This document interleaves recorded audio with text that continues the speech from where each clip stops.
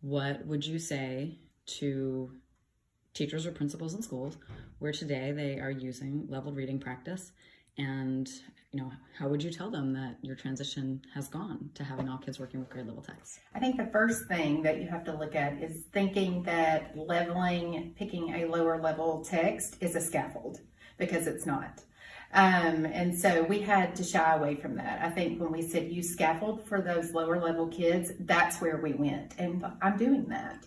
And so then when we decided to jump on this train of EL curriculum, I had teachers come to me and say, these lower level kids, they can't do To Kill a Mockingbird, they can't do it. And I said, just try it. Just try it. Just see if they can do it. I said, I believe in you as a teacher that you can put some things in place to help them access. So try it. So once they were like, okay, well now it's back on me. She thinks I can do this. And so once they tried it and they heard the discussion and the kids were getting into that, then you begin to see true scaffolding in a class so that kids could reach grade level content. And so that's happening across the board. And I think you see the confidence of kids who have never been reading the same text as they know. They know if they're in a low group, they know if they're in a high group. And they see that they're not reading the same text. I mean, their assignments are posted on the board. So everybody knows that. And so now everybody's on the same playing field. And so the inclusion children, I can see the growth and improvement because they love the text. Whereas a few years, before we got on board with Wit and Wisdom, before that, when I would have an inclusion class, they just, they were not interested in reading because, as Julie just said, we chose text that was not as challenging or at first it seems intimidating to them, but we would not have chosen, would we have chosen this text? No, we wouldn't have. We would have chosen something that we could get through in a day's lesson and move on to the next text the next day.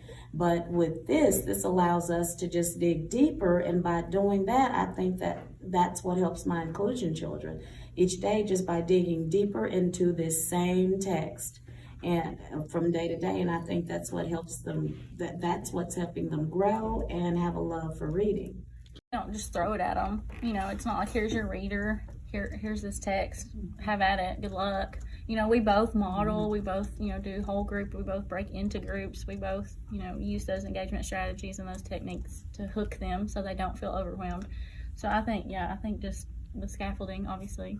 Are there particular scaffolds you find to work best with kids that are a couple grade levels below? I think partner reading's huge, and we do make time. We actually finished reading the chapter that you observed, partner reading. We didn't read the entire thing in the reading area. We finished reading it, partner reading, and I picked the partners.